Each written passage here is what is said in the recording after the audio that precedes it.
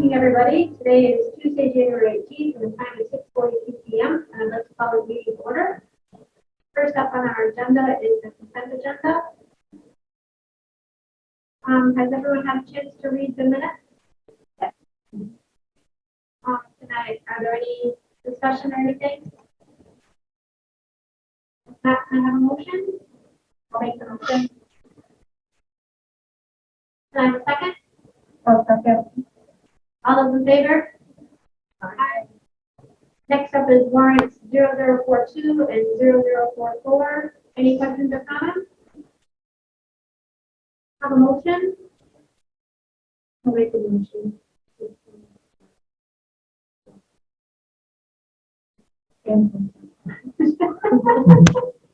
Then I'll second. All those in favor? Aye. Okay, we're going to adjourn to our work groups until, since we started late, should we do so 7:30, 7:20? What do you think? 7:30 good? 7:30. Okay. We're going to have the evaluation committee with Audrey and Jill, and then budget and finance with the Gems. And Stephanie, you can take part in whichever one you so choose. And with that, we'll go ahead and adjourn until 7:30. Thanks. Okay, and we're back. So, evaluation team. Yeah, couple things. So we created a new document. It is in the superintendent evaluation folder that has the evaluation procedural steps worksheet. It gives some information about dates and things that we have already completed, as well as some items that still need to be completed. And then just thinking about maybe I should not have the ones that we already did. Is that folder going to be just a separate folder, or can we put it in our school sources, or should it not be there? It is in a folder titled Superintendent Evaluation. Under 20, not under 2021, 2022. I'll get there.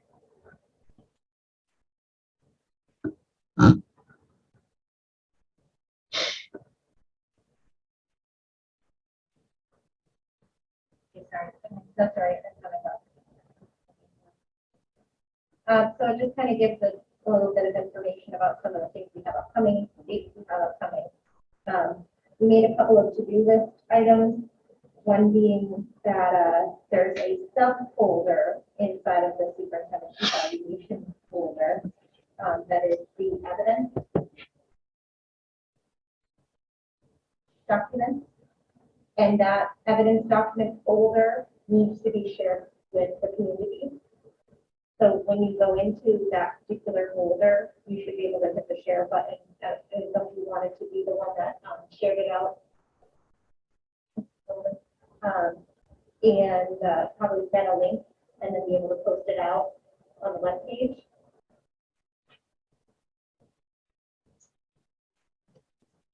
So, just a link, you just want to link to that folder. So when you open up evidence documents, there's a little drop down carrot, if you will, and then you can click share. And then at the bottom it says get link. Yep. Just do the website. I think that's good.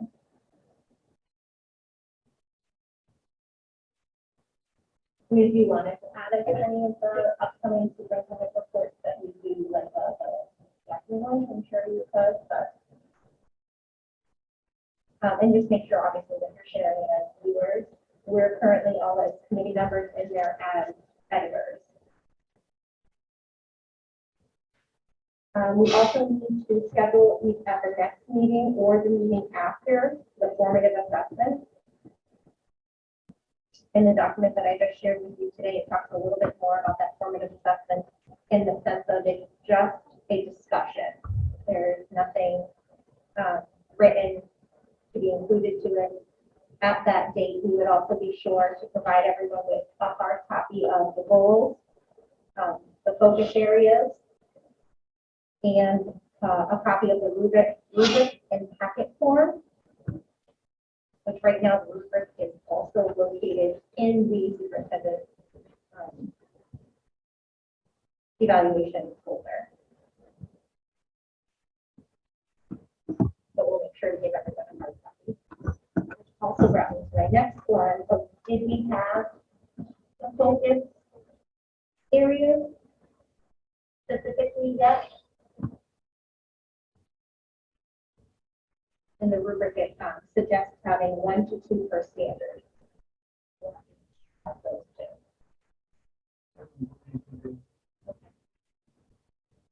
So then my follow-up to that was, do you want us to pick the focus standards, or do you want, we want to make it a collaborative discussion that maybe we do at the next meeting and then follow it up with the formative at the meeting after that? Yeah, because I don't know if you wanted, if you even want to have like a subcommittee, another subcommittee meeting in between now and, whenever the, or add the agenda item for the formative. I don't know what might make the most sense, because the goals are already approved and, accepted, it's a little different. Yeah, I think don't necessarily have an opinion as to who sets the focus standards. I do think like having the formative assessment makes a lot of sense, like an opportunity for me to do a mid-cycle kind of review of where I am on the goals, right? I think some of the goals have shifted a little bit already too, because we've ended up paying more as much attention to COVID as we have, and the goals were originally being set, we were in a different. So I think sharing maybe the how and the why and the what might be helpful for me to share with you, get some feedback as we think about the second half of the year. In terms of setting the focus indicators, I'm happy to contribute. It feels a little bit off, or if it were me to be the one setting what those focus indicators are, but I'm happy to be a thought partner about whatever that might be, and like making some suggestions around that. So I'm certainly open to having a meeting with the subcommittee between now and our February 1st meeting, and then maybe doing that report out at the second February meeting.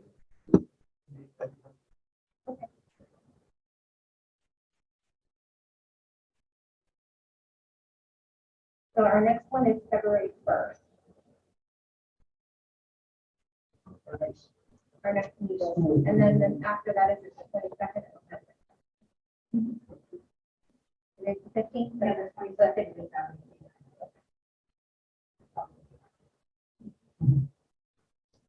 So for February 15th, we'll do the formative assessment. So just make sure that that is added with that agenda.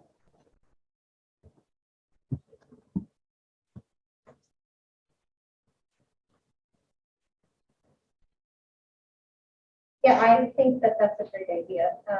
I mean, I'm also not opposed to a subcommittee, and I don't know if that's part of this motion, was that the subcommittee would look at to what the focus areas are and not the whole committee, or.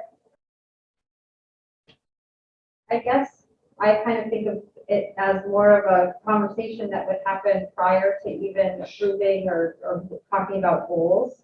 But because that happened a little bit differently, given the timeframe and where we were at with things, I just feel like it's happening a little bit in reverse. So it's more just about kind of filling in those gaps and those pieces. But I would still hope, regardless of whether it's a conversation or kind of nailing down the specifics, it was collaborative. So should we do that on Q1? Probably before.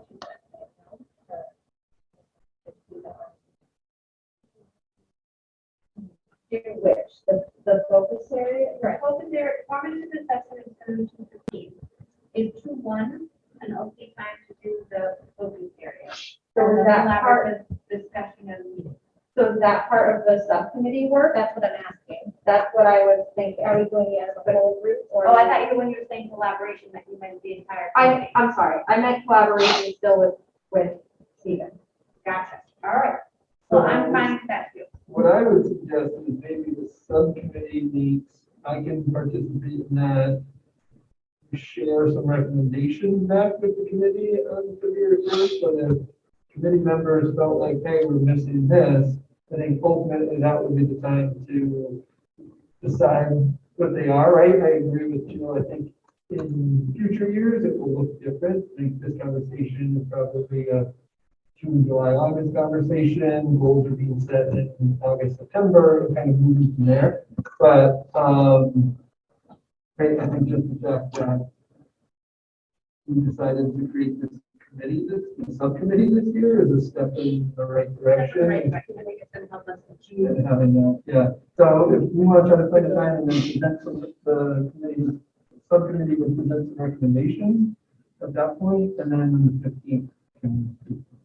So you guys will have, a meeting on, outside of our, okay, I just want to make sure. Well, because- we'll make sure to post it. Yeah, Yeah, and would it be fair to just say that if any of us that aren't on it had a thought, we could just share it to, you know, one of you. We can email. We could email it, Mhm. and then that way, if any of us did have something, we could kind of put it to you guys before, and then it could be part of your conversation. And you can see them. Yeah. And like I said, now all the documents are in those folders, so feel free to look at them, but we will make sure we provide a hard copy.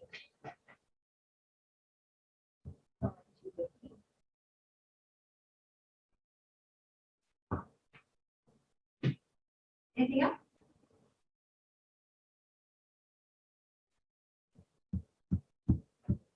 No, I think it's just with the rest of that document, we just try to lay out, just the timeline for the remainder of the year and, just some focus for the subcommittee. Okay. Budget committee, Jen, go ahead. So we had some changes, added more dates. We talked about the communication within the school, their process and the timeline for that. Then seeing like what their process is, how they're going about it, make sure that. It was. Do you guys have anything to add? I think that's right. Board progress. Expect the governor's budget next Wednesday, and then we want some more in-depth conversations with the president and the principals. And we've outlined that process.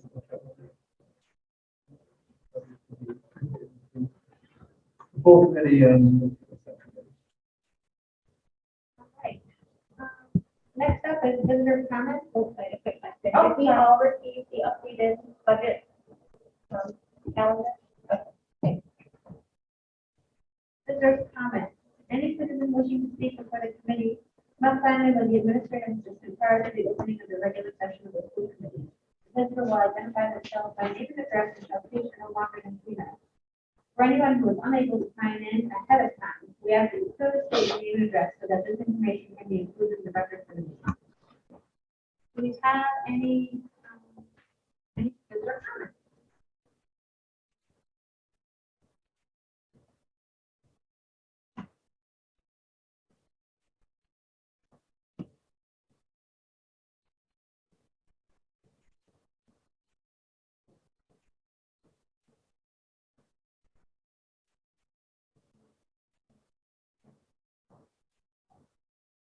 Okay. Hearing none, we'll move on. There's a draft report. Yes. Wow.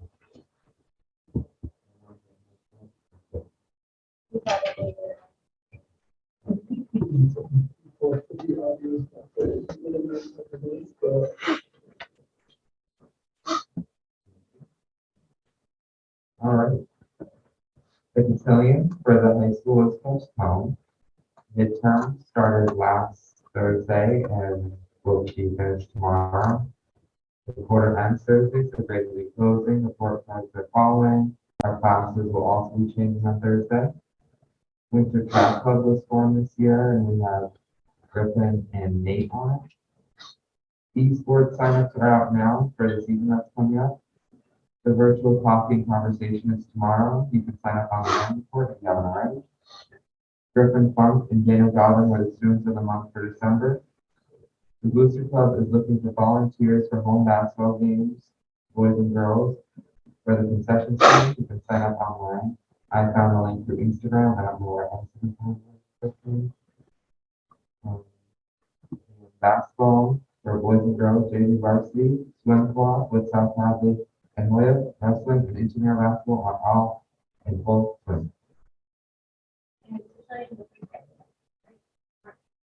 Yes.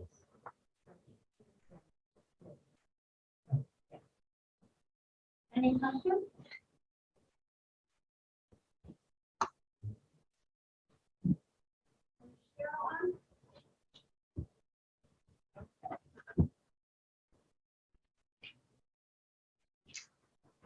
New business. Alright, so we need to have a vote for the district improvement plan.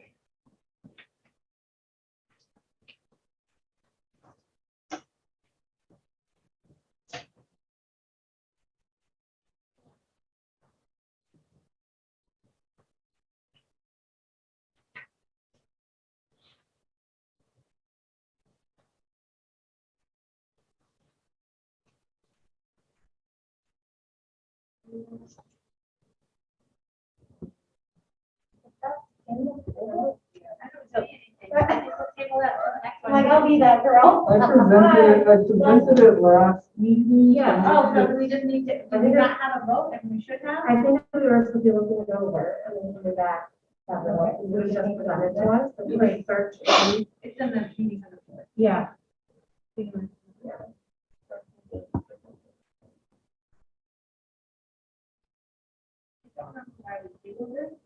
think there's a lot of information in one meeting. Yes. And does anyone have any comments or questions or things that they would like to update or modify?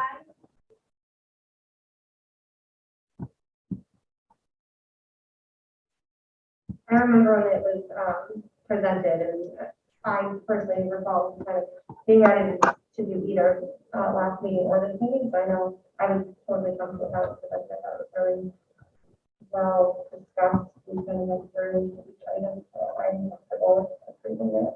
I think I am too. It's nice to have extra time to kind of read through everything. If we're comfortable, can I have a motion to accept the district improvement plan? I'll make a motion to accept the Granby's district improvement plan for. I'll second. All those in favor? Next is the tiered focus monitoring. Is Megan on?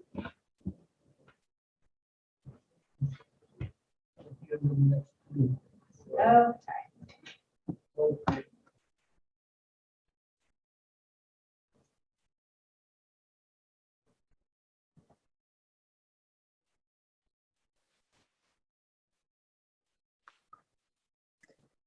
Good evening.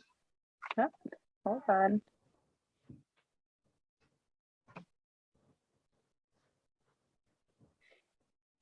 Can you hear us? Can you hear me? Okay, I'm just not used to the way that it's set up right now, but that's okay. It just doesn't have my video.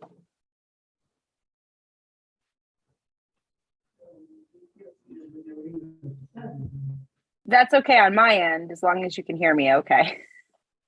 Hear you, yeah. Okay, so, oh, there we go, join as panelist.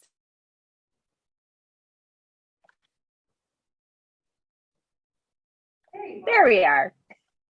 So I'm just gonna apologize in advance because it's a little muffled on my end to hear what you guys are saying. So I may ask you to repeat it if you have any questions, or I can just follow up with Stephen afterwards too, if there's anything I may have missed. So I have a few things on the agenda tonight that I just want to give you an update on. The first is our tiered focus monitoring.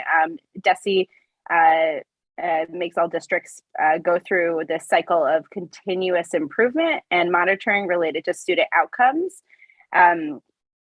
there are two sets of standards, Group A and Group B standards, that are comprised of special education and civil rights criteria. This year, Granby is doing our self-assessment on Group A standards, and next year, those same standards will be evaluated with an on-site monitoring and reporting, and then that will consist of like interviews of administrative staff, interviews with our parent advisory council, reviews of our special education records, surveys. So a variety of instruments they'll be coming on site to verify based off the information they were this year. So we'll be spending a lot of time collecting that data this year and submitting it to the state. I think it's a really great opportunity for me as in my second year as director to be able to use this information to highlight areas that we're doing well, having conversations with staff on areas of improvement and growth, and, so we can have a successful on-site visit next year. And then the following, going after that on-site review, they provide us a report of their findings. And then we use that information to continue monitoring or make any corrective actions that we may have.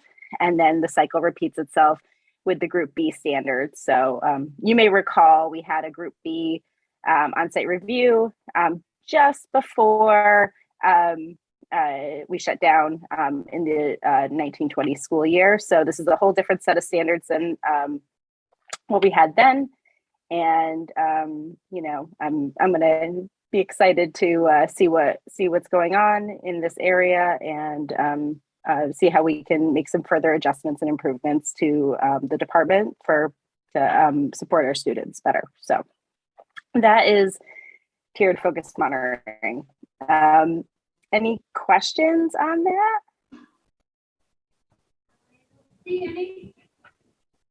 Okay. Right, I just wanted to provide this information to you all, like these couple things are happening, they can easily get lost in the shuffle with everything that we're doing, so Megan was gonna be on to provide a brief update on capacity tonight, so if this was an opportunity just to mention that these things are happening, and should questions come up along the way, certainly reach out to me. I do have one quick question, just for clarification. So the Group A is the focus on the special ed, correct? Group A and Group B both have special education indicators. They're just different, and there's different civil rights ones. I forgot to mention too, we're also doing our Office of Language Acquisition, tiered focus monitoring self-assessment as well this year. That one is related to our English language learners and how we support them. So it's kind of this year's they were grouped together. They've kind of broken them up, and the Office of Language Acquisition is handling that section. But there's still a lot of special education indicators and there's a few civil rights ones as well. The Group B standards have I think a higher percentage of civil rights standards that we would be following. So this one's more heavy on the special education. Thank you. Yep, no problem. So not only is DESE, giving us this cycle of continuous improvement, but the United States Department of Education likes to make sure that we are doing right by children as well with our civil rights data collection. That happens every 2 years. And basically they take all of the student enrollment and educational data we have, and they disaggregate it by race, ethnicity, English learners, disability, and they're trying to make sure that we're, not showing any like disproportionality or any biases towards any of our subpopulations of students.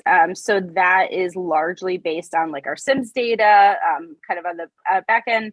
Stacy has been instrumental in getting that data into the format that's required to submit to the education department.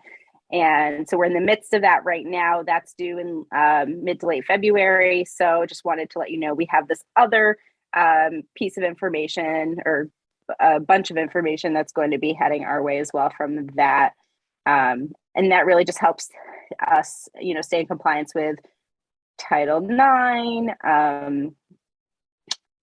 Section 504, Title VI of Civil Rights Act, and so on. So that's just another update on that other data collection that's happening right now. Any questions on that one? Great. Back that'll be at a follow-up meeting as well. Get our feedback. Yep. Thank you. So what would we just Asking, I'm happy to report back. Yep, make you. Perfect. Thank you. All right. So I think I'm still on the agenda. Would you like me to move on to the school capacity work update? Please go ahead. Oh, okay, thanks. So I just wanted to take a few minutes to give you guys not a small update, but not a full presentation at this time. We've been working since last spring, trying to address the needs of the challenges with space and capacity in our schools.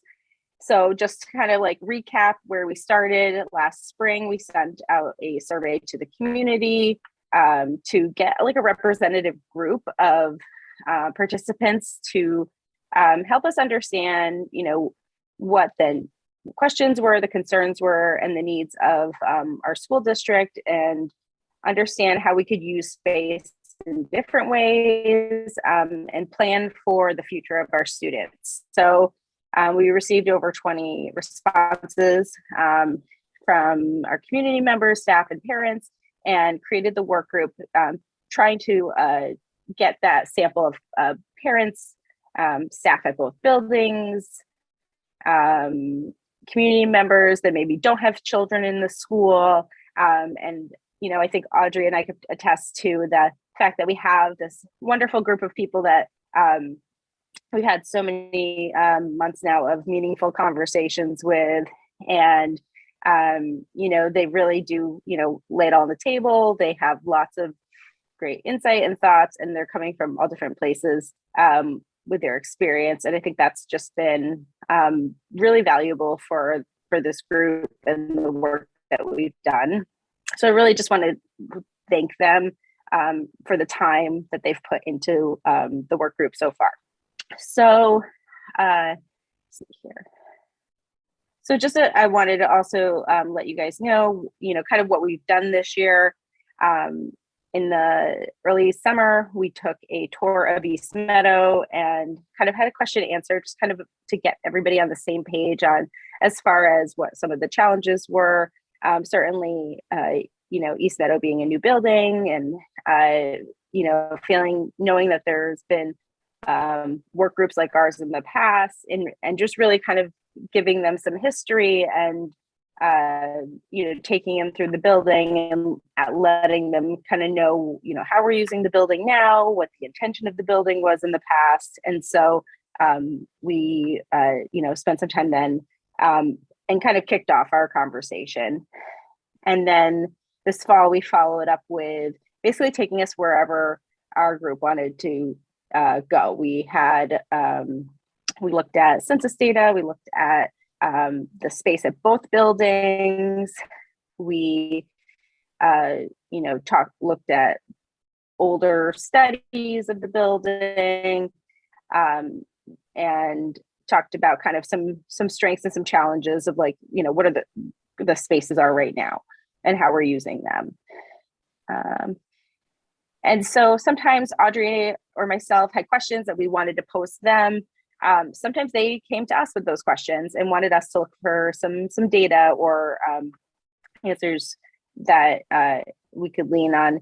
And then we also invited most recently Stephen and Adam to come to a meeting just last week to let the committee spend time with them and ask any more specific questions around financial information and or like just like logistical things. I know we things such as like the MSCPA was brought up. So they really search far and wide and as far as kind of like researching the problem that we had and trying to address what individually and as a group what may make the most sense going forward. So while I'm sure there's probably a lot of questions that you guys might have right now on where we're going, I don't want to answer those necessarily tonight. I think that we really want to make sure that we have everything kind of laid out there for you guys as much as we can. And we really want that representative group to speak. So we did invite our committee members to come to the February 1st meeting so that, they could share some of the concerns or questions that they had as well. And that you're not just hearing from me or from Audrey, but that you're hearing from everyone in their experience as they went through the process that we've been going through. But I did want to make sure that we brought it up tonight because we also wanted to hear from you if there was something that you wanted to have included in our presentation or some questions that you have. We're happy to have and want those questions now so that we can make sure we can give good answers, or consider those things. One of the things that we discussed was that we may not have a recommendation by February 1st. And we think that that's okay, as long as we understand like what the cost benefits are for the different, avenues of ways the situation could go. So I want to put that out there. I want to hear if you have any specific questions so that we could be able to present something to you guys that's meaningful and helpful to you next on your next agenda. So one of the things that I was thinking that we were going to have more conversations with recommendations at this coming up meeting. But if that's not, I get it, but I'd like to have at least a timeline of when it is that we're going to get a recommendation and I also was saying that it's like tongue in cheek. I don't want just one recommendation necessarily because I think I want to see what the options are. And so we can have some discussions as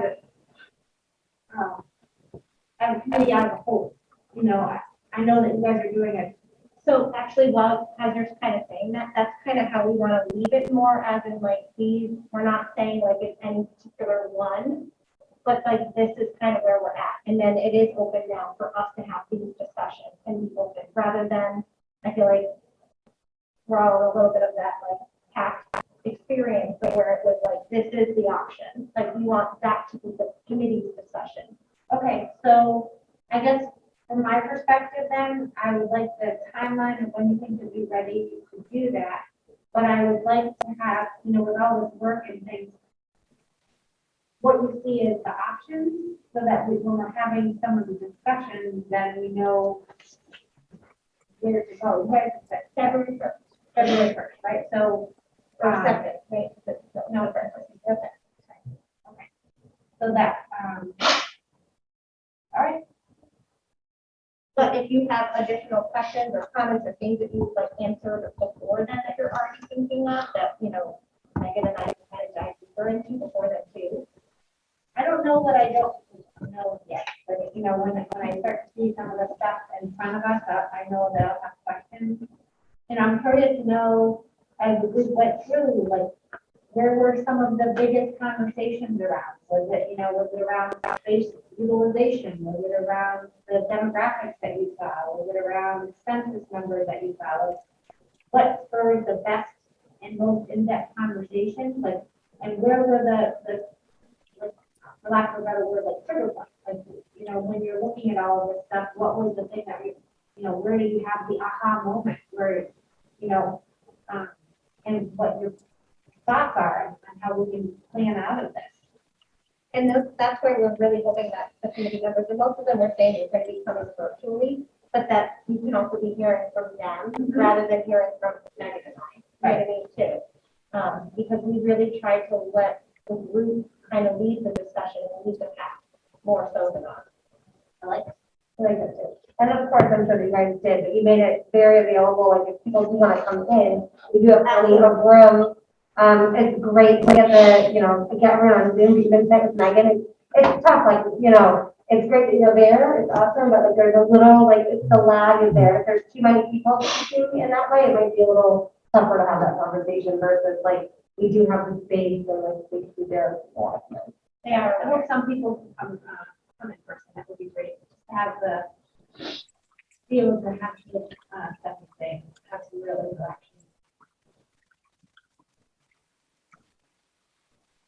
And I guess this question I have is, how are you guys feeling overall with the way, the discussions and maybe that your committee is having? Do you feel like we have some really viable options and some ideas? I was gonna let Audrey speak, but I think the conversation has been great. I'm a real proponent of letting the conversation lead us where it needs to go. And in that respect, I think it's gone in a few different, sometimes surprising places.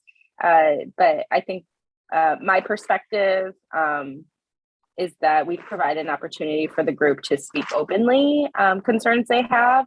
And that I think that's been helpful. And I wouldn't leave a meeting probably without being like, is there anything else anyone wants to say? We want to make sure that they're getting their voice heard. And I think the makeup of our group has allowed for that to happen overall. So. Yeah, I mean, I was just positive.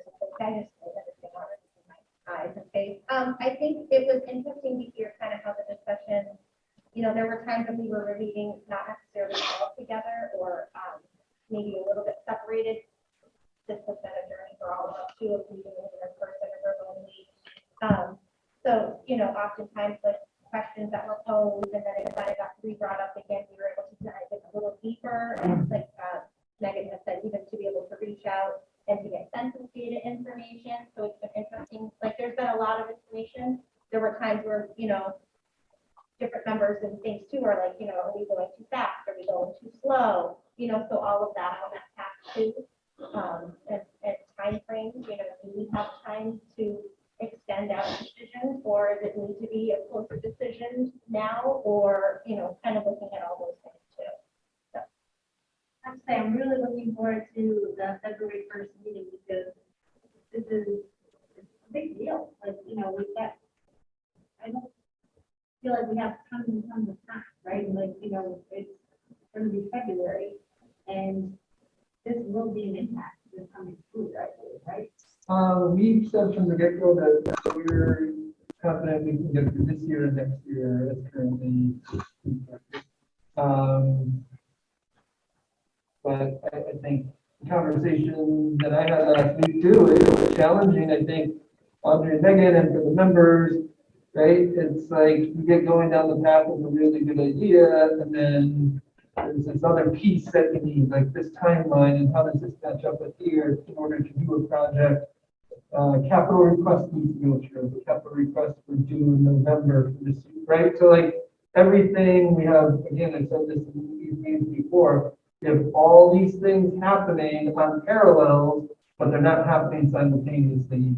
MSBA, the kitchen project, capacity committee, right? All these things that, if you could just put it into one bucket and make it work together, it's so much easier than having to parse it out. But between timelines and needs and logistics and all those things, that's not always possible.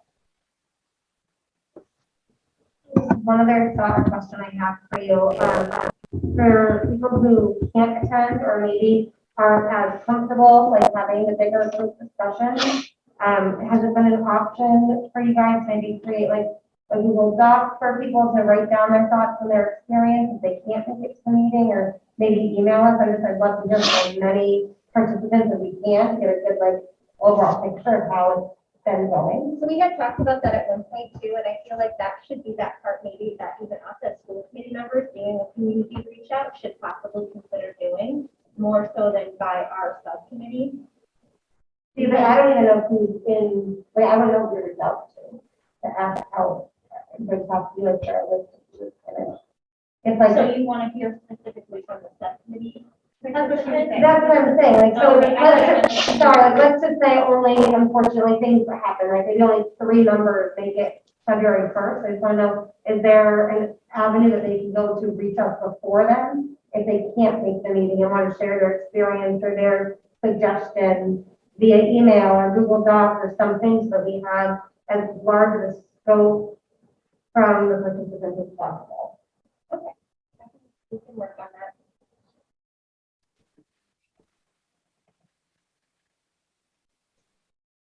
I think too, like, these meetings have been ongoing, right? So they've had multiple times for tours at the high school, multiple times for tours here, making accommodations for people. So those group members have been participants throughout, not just now or February 1st that they're participants. They've been participating throughout. And I think, if I'm understanding your question correctly, what I heard from Megan and Audrey last week when I was on that, they encouraging everyone to attend, but they're developing this presentation as a committee right now, not just Audrey and Megan. So they do have opportunity for input.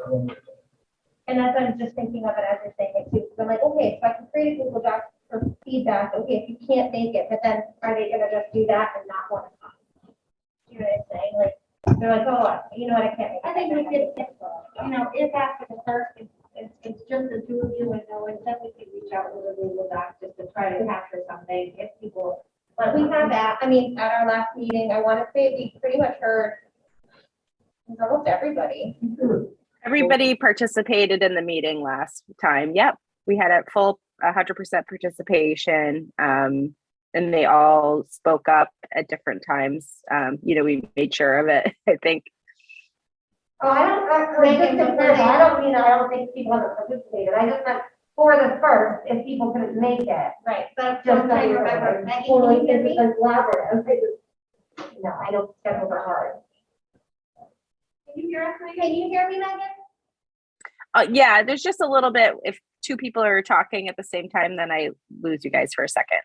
Audrey, I'm trying to remember if at our last meeting, which everyone, I believe, was there, had said that they would be able to come, but I think everybody was just remote with their preference. Yes, I believe. And I wonder, and I know this is unusual to ask this, but it might, because so many people want to participate and are able to remotely, I do wonder if, because of the feedback issues that we're having right now, if it would be, something the committee would consider making a fully remote meeting so that it would be less cumbersome, with the audio, just something to consider. Talk about that, we don't have to decide, wait just a minute. And I don't know Right. if I can say Alex isn't here, so I don't know. Yeah, If, and he's been doing so much with GCAM, and I know his partner is out right now, so I don't want to speak on his behalf. So we'll have to check with him and see if we can do that. And so we did make sure we cleared out that February 1st date, at least, it's been several weeks, so like it wasn't like something we just sprung on them a week before, it had been dropped to them a few weeks before. So really, my biggest thing is I hope that, you feel like the forward progress has been made. That's my thing, is that I don't want to have it be, since you guys have been meeting since last, whatever, and you're I going would to hope so, otherwise. come on it the would have first been and be 9 like, weeks well, we don't know before. what to do. Like, I'm hoping that you feel like you have at least some viable paths that could that we can potentially follow through, right? Yeah? Yeah, okay. All right. Anybody have any other questions or anything else that you guys want to add? I'm really excited to hear what you have. I can't really.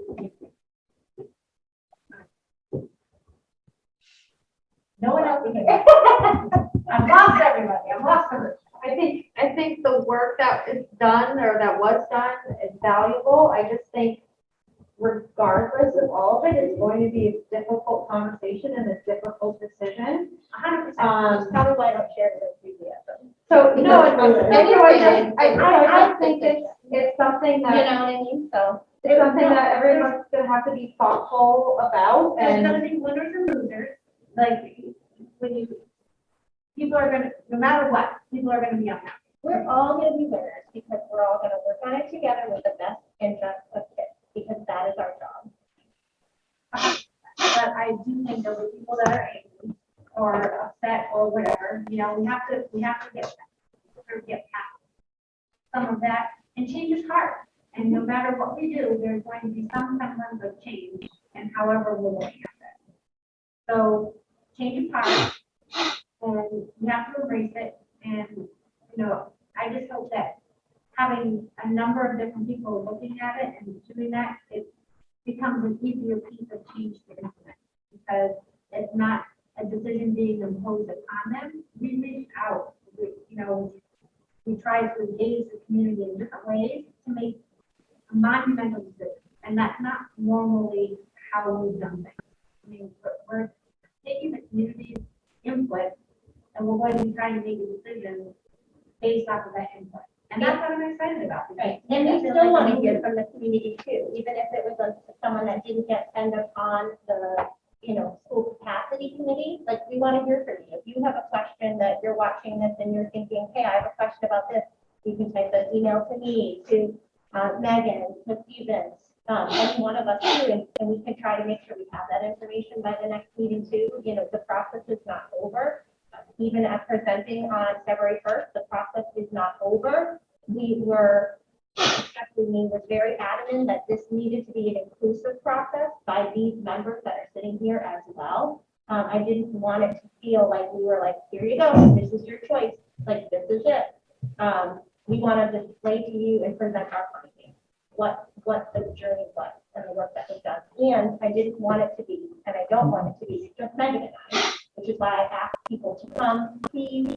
I want them to be, everyone to be hearing from them as well, because it shouldn't be, it's not Megan and I's findings, it's the group's findings. And I know it's a little uneasy feeling for people, I definitely get that part, but we really tried to explain it and say how important we felt that was. Especially, that community member piece.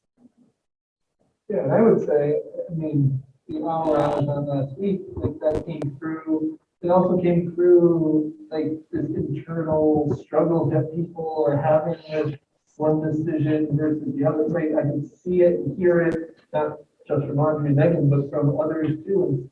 Like, the questions that they're asking, and it, the times that I've been there, my conversations with Megan, certainly, it's clear, like, there's a lot of thought and work being put into this, and I think the members of the committee, of the work group, are certainly realizing that, to Jen's point, like, there's not an easy answer, right? We're not getting an easy button at the end of this, and like, that this group has stumbled upon something revolutionary that hadn't been ever thought of before or ignored in the past. I think it's trying to look at all those scenarios and then some, and I did hear some different things too in that conversation, which was exciting, but to Jen's point, like, change is hard.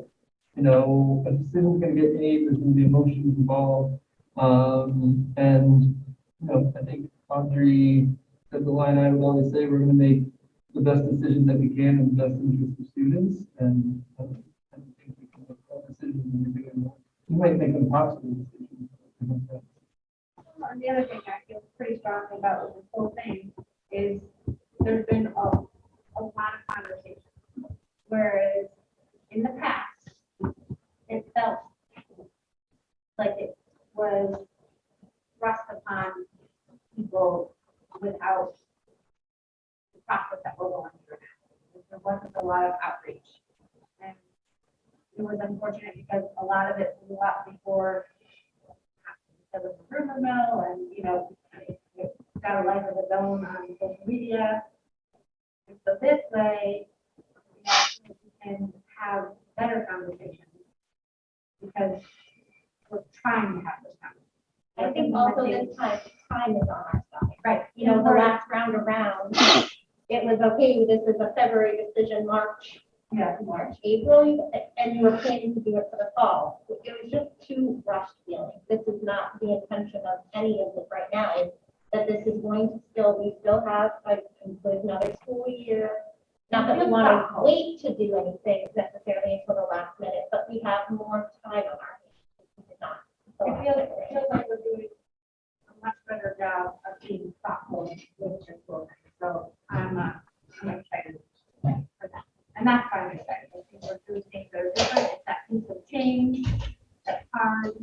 But I think we're going about it the right way. And so that's why I'm like jazzed about it, because it's something that we've not really done before. That enthusiasm, I can get behind. Yeah. We're excited about the process. The improvement of the process. Yes. Yeah. I appreciate that as well. Thank you, everyone, for that. Right. And that is on the past pages. Yes, unless there's other questions, and again, anyone can feel free to email us. Please, if you're listening, watching, we'd be happy to try to get as many answers ahead of time as we can. There will be more opportunities going forward. All right. Next, thank you, Megan. Thank you. Have a great night. All right, next is math update. I just want to reiterate that. Thank you to Megan and Audrey and the entire committee. I said it to them last week. It's an unenviable position in some ways, but I agree, like, it's been a thoughtful process and a lot of work and time has been spent on it. And I also heard things, like I said, last week being on that call, just thinking about, to your point, the decision-making timeline too. If we make a decision here, we have this much more time to plan ahead. If we make a decision here, we have more or less time. And like even thinking about what that looks like, I think it appeared to me people on the committee appreciated that too. And you know, maybe not everybody, but some people in that committee were also, I could hear like, right, how do I be part of that too? And how do I give input on that? And you know, I think at some point, like, a decision's going to be made. We need to plan for that decision, get feedback, tweak it, and begin to move it forward, even if it might not be popular, whatever it is. You know, I think nobody's going to be able to say that thought and time has been put into it. So thank you to all of you for that work. Mask update. There's really not a mask update other than the commissioner has extended the mask.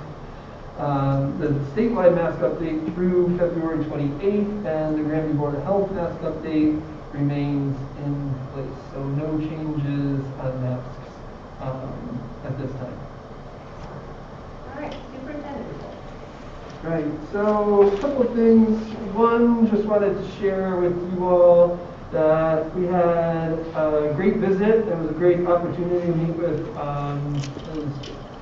Granby has two state reps, Representative Dan Carey and Representative Mindy Doan. Both came to the junior-senior high school Thursday, January 13th. They were very generous with their time. They were there for about an hour and a half, toured the building with us.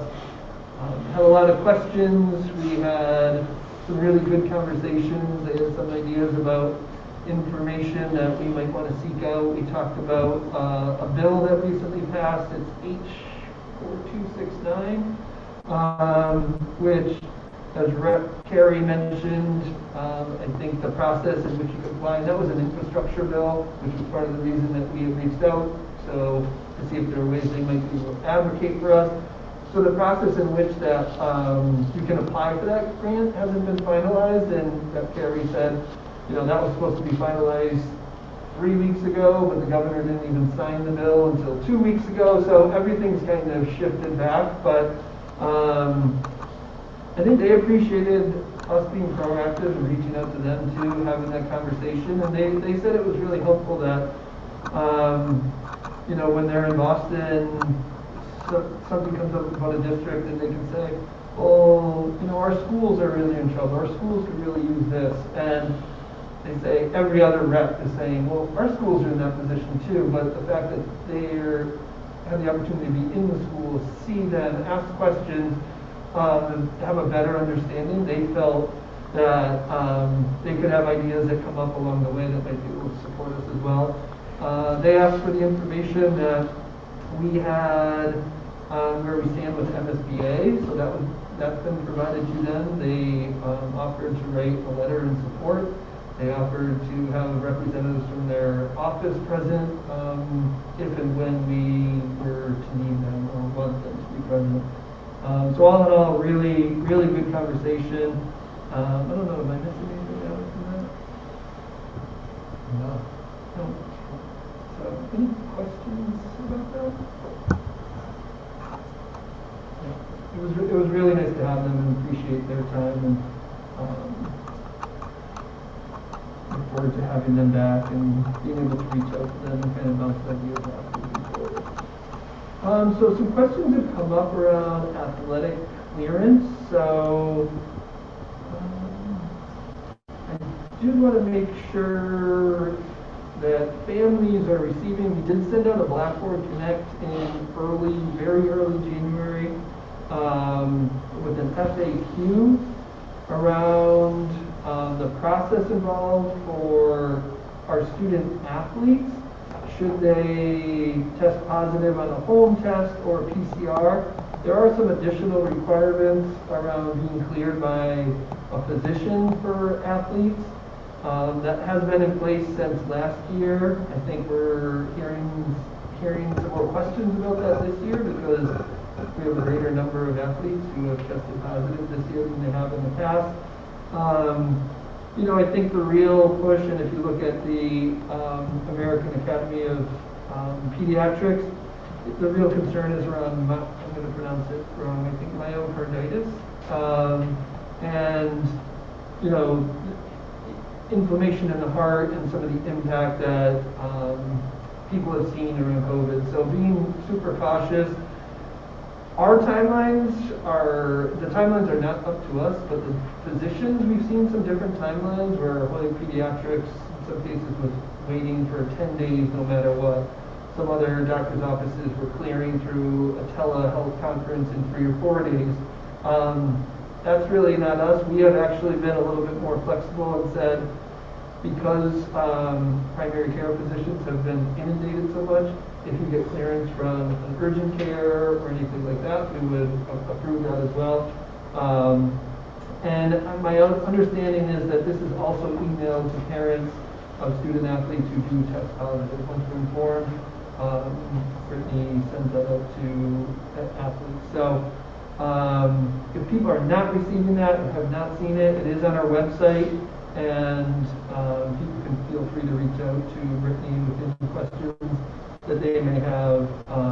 But I know it's been challenging for families considering the numbers, and so that has come up a few times in the past, so I just did want to take a second here to reiterate that we do provide that level of clearance to return to sports.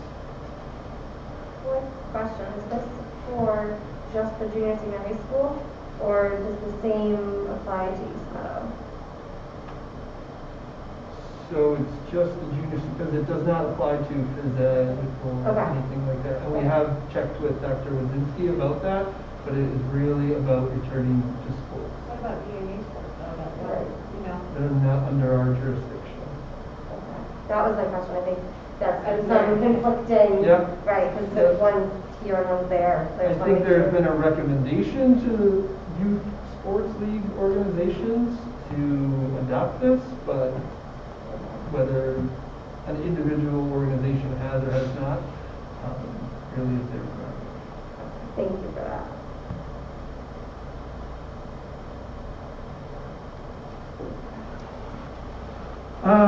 Also want to mention, today has been a busy day. Desi and Governor Baker, Commissioner Riley and Governor Baker announced a new testing option this morning. Essentially, the option would be to provide home test kits to all students and staff who opted into this program. It is an option that we are seriously considering, if not leaning towards. There is a webinar tomorrow at 1 o'clock that myself and Nancy Jenks will sit in on. I don't know, Alex, if Nancy's on, if you might be able to promote her. But essentially this would provide testing kits to families, and a decision to move in this direction would also mean that we would discontinue the test and stay program. But we would maintain the pool testing. So pool testing and or symptomatic testing is required to be able to participate in this new option, and because we have the pool testing, we could consider this new option, and it's just really a shift, right? The home tests weren't available like they are now, I mean, even a couple weeks ago, but the state just purchased 26 million home tests, and they are prioritizing schools as one of the places that they're going to be a main distributor. So this would offer one home test per week for any student and staff who opted.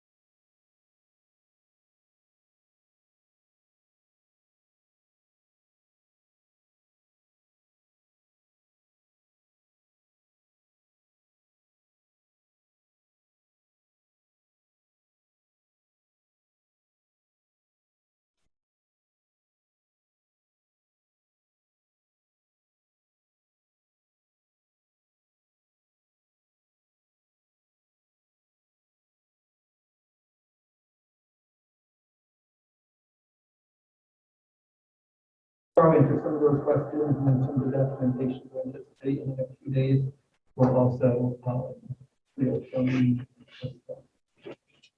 Yeah. Nancy, did I miss anything? I just lost audio. I could see you, but I just lost the last couple, last 2 minutes. Perfect. I have a quick question. So Should I re-say it for people? My best. I think. So my question would be, obviously, it'll be a decision that the nursing staff will make based on what the information is looking like. But at that time, it would obviously open up a little bit of their time and, not contact tracing anymore, correct? Yep, And then that's a good also point. not doing the test and stay for each of those kiddos. Would there be an option that you mentioned again, that symptomatic testing, which we do not do, correct? Do test and stay right now, and we do the weekly pool. So being that we would have a little bit, is that something that we might be able to add in? Potentially, yeah. So, and we could add that in at any point. I think this will take the contact tracing off. So basically discontinuing test and stay means that we would no longer be doing contact tracing as part of this program, but anybody who opted in would have the home test kit. But in terms of like what we're doing for pool testing and test and stay, that is not our nursing staff. That is the CIC staff that conducts that. So the time that it's freeing up is really some of specifically Nancy's time. And a lot of that time is nights and weekends. But Nancy and I did talk about whether we adopt symptomatic. I think our plan would be if we shifted to start, we would maintain the new test kit. We would have a new test kit option and continue with pool testing, and then assess our ability, our capacity to add symptomatic testing. If it's something that we can do and say like, wow, now that we're not having to do all this test and stay and contact tracing, do we open it up? Yes, so we could opt into that at another point, and it's something that we could be open to. I just don't want to sit here tonight and commit to saying we're going to do symptomatic testing and find out that there's some other hurdles that we haven't seen, that we didn't consider. And I'm not asking for commitment, it's just like that kind of idea or thought that it might be a potential. The other part is that people can still opt into the pool testing at any point. Like there was no cutoff date, they can still reach out to Nancy, or the documents are right online on the health services website, right? Yes, yes, and yes, and saying we'll get some more information out about this, should we make that change? We also anticipate, because some of the pushback has been some concern about the testing in school specifically, a shift to these testing kits. People might be more comfortable because it's being done in your house, you're getting the kit, you're bringing it home. So we would hope to see an increase in participation. You know, pool testing, test and stay in participation has certainly increased, especially as exposures have increased, both contacts. But our pool testing is kind of stayed in the 120, 150, which is about 1/6 of our population.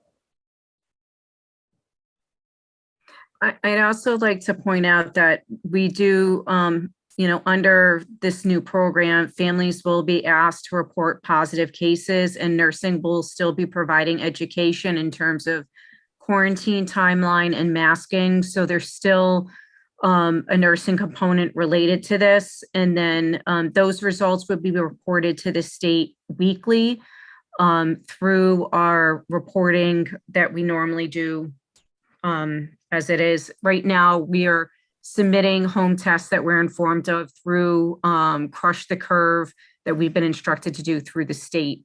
So that would no longer be occurring. We'd be reporting another way.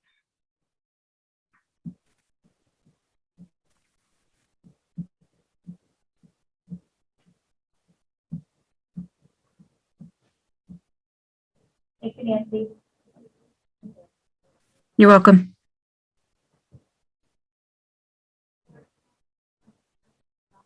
I don't want to ask too much before, you're going to be smart out here more, and I'm sure share more with us. Oh, I guess one question, and you probably will find out more, but someone could be part of this testing, but not necessarily part of the pool testing, right?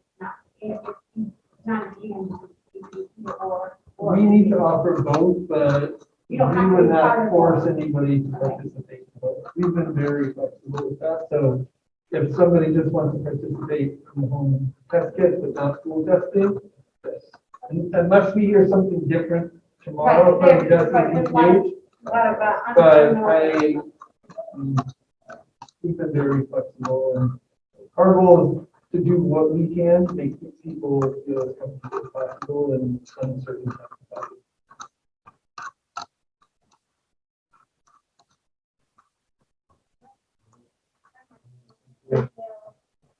And then the shift, and Nancy's still on, again, like a huge thanks to Nancy Jenks for another vaccination clinic on Saturday, January 8th. Over 228 total shots were given out here at the Untitled Gym. I mean, there's a team that is involved in that day, but without Nancy and this community, this stuff would not happen.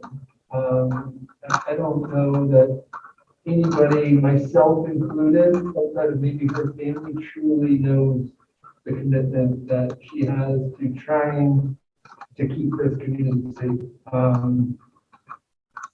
Unreal for commitment, like, to the point where I said, like, she can't save us all, right? And that's the heart that she goes into this with, and she really wants the best for people and to provide these opportunities and options. And she can be in a really thankless, difficult position.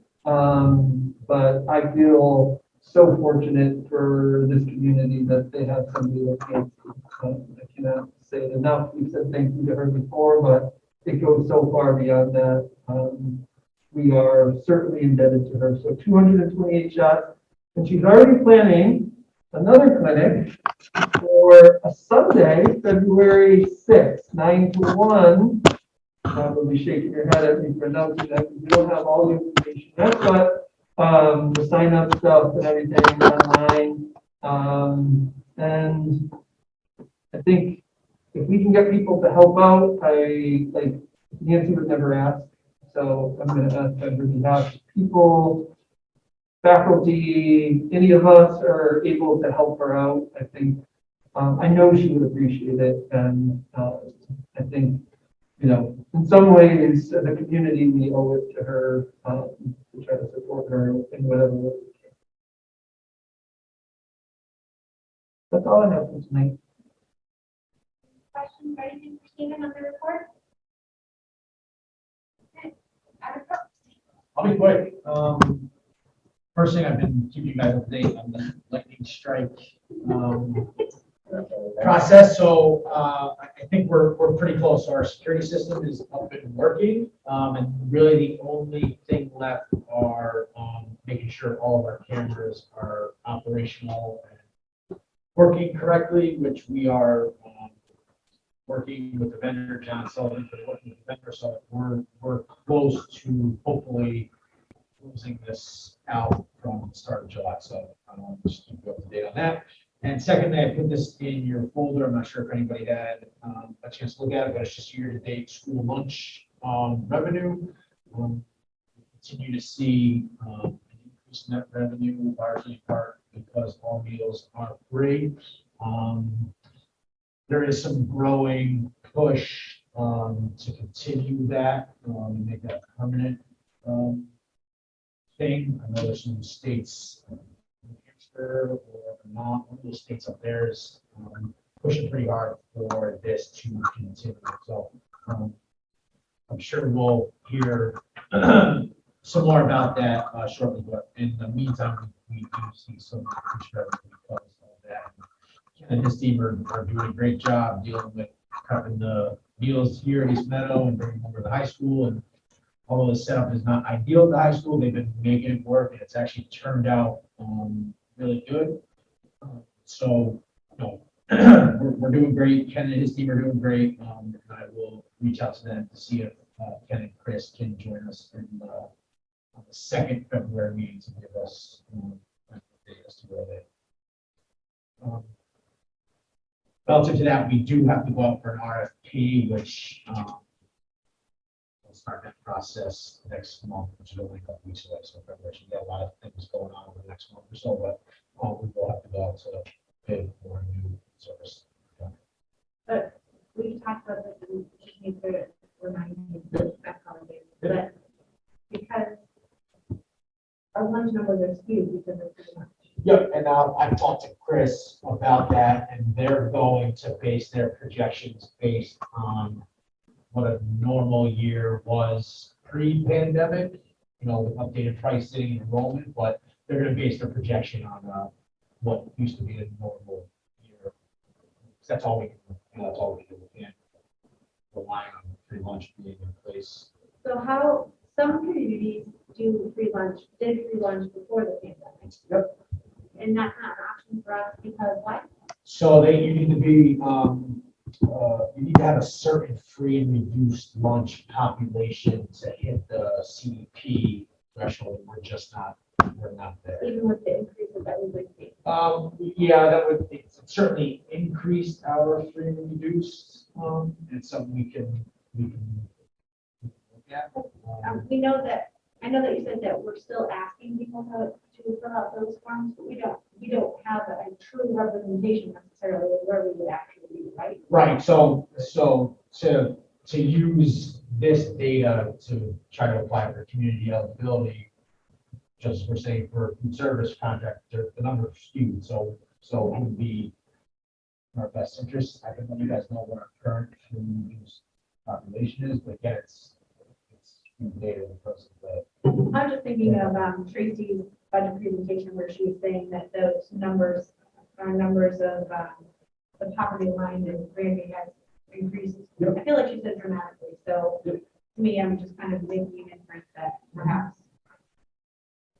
with that, maybe we would qualify for being able to do the program regardless of what the state. Well, over the last 2 years, due to the pandemic, we've seen a lot more families qualify for SNAP benefits because of all So again, it's something we can look at, the data's going to be skewed. One thing sorry, I meant to mention earlier, in the COVID notification update that was sent out today, we did include a link to, the United States Postal Service. They are allowing you to place an order for free at-home COVID-19 tests. And you can go on their website, click on the link that I included, and it is limit of one per residential address, and the one order includes 4 individual rapid antigen tests, and they anticipate to start shipping these free tests in late June.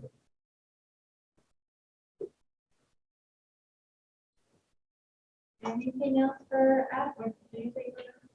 Yeah, just lastly, Steve alluded to this, and we talked about it during budget and finance. We are waiting for the governor's budget to come out a week from tomorrow. And that's when we'll really get into the budget process for. So. Anything else?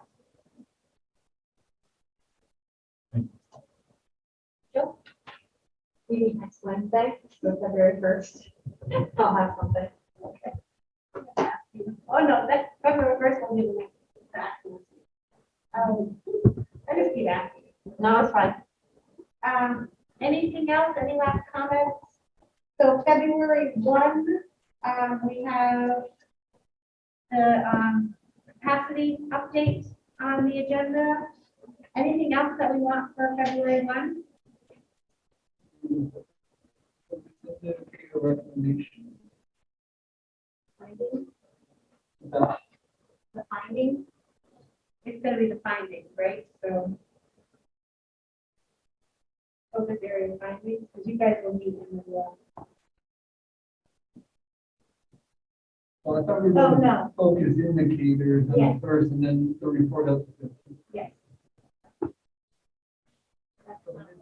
The mid-cycle review will be February 15th. Cheryl, will be in between them, February 1st, will make recommendations. The committee will make recommendations. For focus. Can we focus words? I thought we were talking about the other focus. I did too. So I was like, wait, what? What are the focus on? What? The capacity will be content. Oh, I. You said that first. I don't. I'm glad you got to. It just all blended. Yeah, it was too many words of focus. Oh, okay. I got you. You were correct. All right. It's just all. One for me. All right, anything else that we want for the first? And then the 15th will be our next, work group meeting, unless anyone feels that we need to switch it. If that formative assessment will be a bigger meeting, I feel like we should be good with keeping it on the pace and cadence that we've been on. Yeah? All right. Any last minute anything? If not, I'll take the motion. I'll make a motion to adjourn. Second? All in favor? Aye. Alex,